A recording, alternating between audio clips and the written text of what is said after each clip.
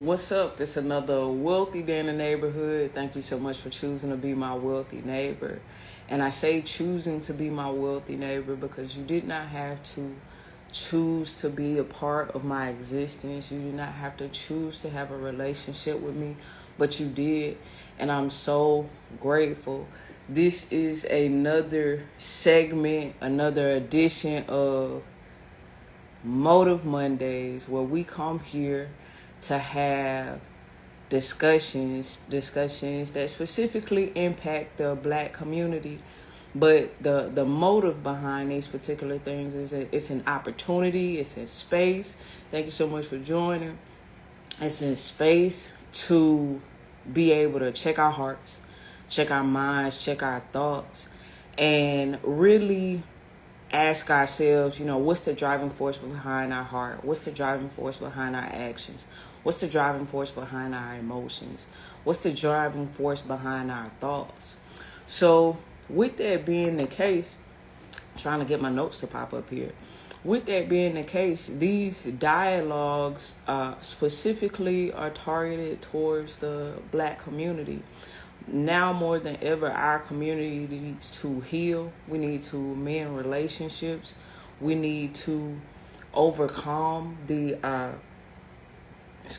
brokenness that we typically experience. There's so many statistics that are stacked against us, whether it be the fact that among other races we have the lowest credit score, whether it be by 2053, 42% of our Black workforce will be laid off due to artificial intelligence and automation, whether it be the fact that that's 2030, 42% of our workforce will be laid off. By 2053, our Black median wealth is projected to be at $0. Whether it be just the 31% of young adult workers experiencing microaggressions within the workplace. There's so many issues that our community faces. And this particular platform, not like others, I don't take the opportunity to beat up on the Black community. That's not what I'm here for. I'm not here to talk about what we need to do as if I'm talking at a person. I don't believe in cancel culture, and I don't believe in beating up I don't believe in black on black crime. And black on black crime is not just physical. Black on black crime is verbal as well. We can verbally kill people's future with our words, not just kill our own future with our words, but we can verbally kill people's future with our words. So this is not that particular platform. This space is specifically about what can we do, how can we look at the present state that we're in, like Carter G. Woodson said, take the information that we have before us and be able to build past that particular information. And one of the things that our community specifically battles with, and is project of all the statistics that we have, the negative statistics, are to me a reflection of lack of healing and a reflection of us not having healthy relationships. Well, if it's financial, it's still lack of healing, lack of healthy relationships. Whether it's social, where it seems like we can't work together to build businesses or invest in businesses, lack of healing, lack of healthy relationships. And this particular platform is kind of like a third space for us to just talk about some of the things that we experience. One of the things that I have discovered is that it really looks like our community battles with the generational curse of betrayal. Betrayal has so many definitions, but it manifests in so many ways, down to the fact that even though I went to a social justice conversation this past weekend at Emmanuel Church, and it was a really really dope dialogue about, just the things that our particular community experience, and how do we get to a place of building community. And one of the things that they said was that we need to do a better job of having a sense of self. We need to do a better job of having a sense of a community, but it's also learning where we come from. And truth be told, regardless of what those African descendants, those partakers, those benefiters of slavery thought when they were enslaving black people or enslaving African descent people or Native American people, they chose to betray. So we've been betrayed by people that look like us. We've been betrayed by people that wanted to benefit, the exploiters of our culture. We've been betrayed by family members. We've been betrayed by communities. But how has that specifically manifested in how we raise our children, how we build, how we create? So with that being the case, these conversations are going to be intentional. This particular conversation, we will deal with some statistical facts, but they are to make mental, emotional, psychological, spiritual, and physical changes. So all of these conversations are specifically to chisel at our thought construct, chisel at our heart constructs, so that we are not just creating hearts of stone, but we are reflecting strong hearts that are hearts of flesh. So let's first define betrayal. Betrayal is the action of betraying one's country, a group, or a person, treachery. And so to betray someone is to expose one's country, group, or a person to danger by treacherously giving information to an enemy, to treacherously reveal secrets or information, to be disloyal, to unintentionally reveal or be evidence of. It is the violation of a person's trust or confidence of a moral standard. So betrayal, that's kind of like a threefold situation. To betray someone is to expose them to danger by treacherously giving information to an enemy, to be disloyal, unintentionally reveal secrets, or the violation of a person's trust or confidence of a moral standard. But I found something new in my studies this morning as I was preparing for this particular conversation, and it's called betrayal trauma. Betrayal trauma occurs when the people or institution on which a person depends for survival significantly violates that person's trust or well-being. It can manifest in childhood physical, emotional, or sexual abuse perpetrated by a caregiver. And that right there was like so particularly eye-opening for me, because I think about the fact that there has been many generations in my particular family alone that have experienced betrayal trauma. Betrayal trauma and just being taken with the person that is supposed to be your caregiver, the person that is supposed to be your first teacher, your first lover, or even people that are connected to you that's supposed to be a part of your particular tribe, and you have depended on them for survival, whether it been survival in a particular moment or survival during a particular lifetime, and they violate your trust or your well-being. I thought that was pretty intriguing. And then there's another side of this whole betrayal trauma experience where one can experience betrayal blindness. And I thought that was crazy. Betrayal blindness is the unawareness, the not knowing and forgetting exhibited by people towards betrayal. So let's say, for example, that you have been betrayed, and just to be able to maintain a relationship, just to be able to continue to move forward in the dynamics, or to continue to be taken care of, you decide to turn a blind eye to the betrayal that you experience. And so how many of us can be honest about the fact that we have experienced either betrayal trauma or that we have acted in betrayal blindness?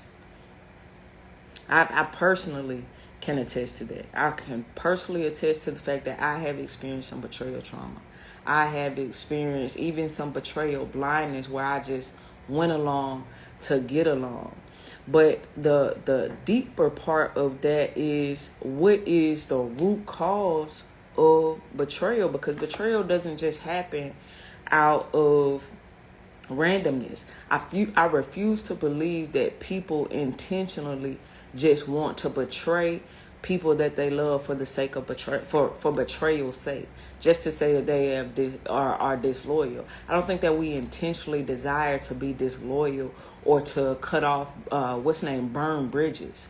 But the root causes of betrayal is first the excessive ambition, greed, lust, or passion for a particular item or particular circumstance. So let's say, for example, a drug addict will betray the trusted place on him because his addiction is overpowering. It's greater than any sense of loyalty, greater than any sense of integrity or honesty he may have. Betrayal as far as excessive ambition or excessive greed or being betrayed by a friend of the family that decides to molest or rape a particular child within that family, that's a betrayal, because you were entrusted to these particular individuals. You were entrusted to this particular space. So how do we overcome these betrayal traumas?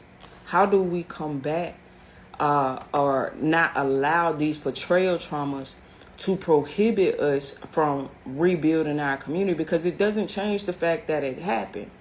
These things did occur within our particular bloodline, within our particular relationships. But how do we move past that? How do we get to a space of, I'm not going to allow the fact that you betrayed me to stop me from, number one, breaking generational curses, number two, rebuilding our communities, rebuilding Black communities specifically, and number three, us working together. And working together does not mean that I want you, the same person that betrayed me, I want you in my face every day. I want to be reminded of the fact that you hurt me.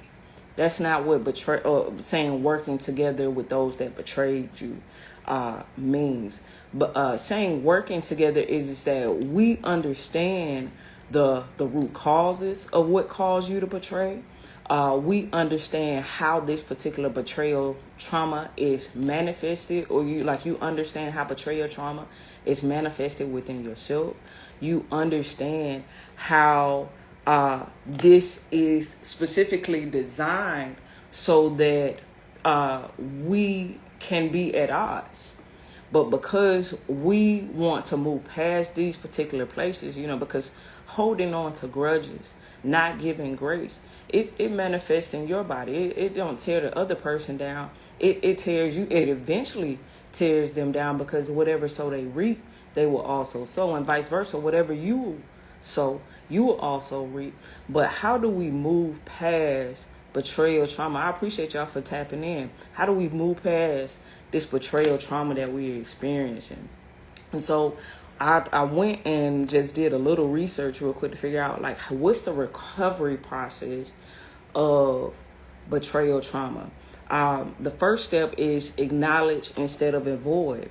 It says here that when you don't address the betrayal, your turmoil can spill over to the areas of your life you can't erase it. So no matter how carefully you try to suppress what happened, you might catch yourself replaying those memories when you're with your friends, caring for your children, or driving to work. Leaning into a trauma like indefinite infidelity might seem too painful to even consider. And that's where, when you decide that you've experienced a particular trauma, you start to, or betrayal trauma, you start to practice that betrayal blindness, where you want to ignore the betrayal experience. But leaning into a trauma like infidelity might seem too painful to even consider. In reality, though, acknowledging it allows you to begin exploring the reason behind it, which can keep which can help kick off the healing process. So that's the first step, acknowledging instead of avoiding that you've experienced betrayal. The second step is practice accepting difficult emotions. Plenty of unpleasant emotions can show up in the aftermath of betrayal, and it's common to feel humiliated or ashamed. You might also feel furious, vengeful, sick, or grieved. Naturally, you might find yourself trying to avoid this distress by denying or trying to block what happened. Although hiding from painful or upsetting emotions might seem easy and safe, masking your emotions can make it more difficult to regulate them. So again, practice accepting difficult emotions. That betrayal happened. It occurred. We can't get past the steps that we need to if we don't first accept that it happened and accept the emotions behind it. It took place, and we want to move forward past it.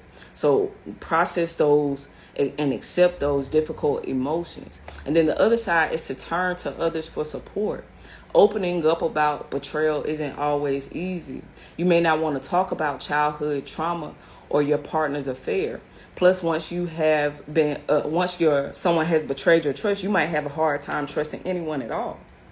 And we know that very much so in the Black community, that we have been betrayed by each other so much that it is very difficult for us to want to move forward or to build forward. And we even get to this place where we start building walls. We build walls instead of gates. We're experts at building walls instead of gates. So we have to lean into the fact that we feel these particular emotions, that these things happen, and look to others for support. You know, there are some people that just have the gift of safe space, and being able to lean into those individuals even inform that person, inform whoever betrayed you. You know, they may not be the ones that could support you, but inform them that, hey, you betrayed me. You betrayed my trust. This is how you betrayed my trust. This is how it happened. And sometimes I was looking for a particular space that was talking about how the betrayer might be oblivious to the fact that they betrayed you. Because again, we're talking about generational betrayal trauma. How did it happen? It typically happens in childhood traumas, with a particular caregiver that has betrayed your trust or has not protected your well-being. And so turning to others for support. People need emotional support, especially during stressful times. Your loved ones may not need to know exactly what happened, but they can still offer some companionship when you don't want to be alone, and distractions when you can't get away from your looping thoughts. Another part is focus on what you need. After a partner cheats, most people need some time to decide whether to end the relationship or try repairing the damage. This isn't something you should feel pressured to decide right away. A relationship therapist is not just for your physical partner. Your relationship therapist can be beneficial for family. Relationship therapists can be beneficial for friendships. If we want to get to a particular healthy space in the way that we engage with each other, we definitely need to do more group therapy so that we can transition our thoughts on how we make an impact with each other, as well as how we build together. But they can offer support and guidance as you consider whether you believe rebuilding trust is possible. As you begin to recover from the initial shock of trauma, pay extra attention to your needs. Instead of lying awake, cycling through distressing thoughts, try aromatherapy. Instead of skipping meals when you feel nauseous or have no appetite, snack on energy-boosting foods. Watch your favorite movie or familiar TV shows. And so this is just this discussion today. You know, we have to figure out ways of how can we start rebuilding trust. How can we start to move past this particular place of betrayal so that we can start doing the hard and and this is also hard and necessary work, but the hard and necessary work to pull our resources together, and all resources, not just financial, our resources together. And we all have the intentional mindset that we are here to work for the benefit of each other and not just ourselves.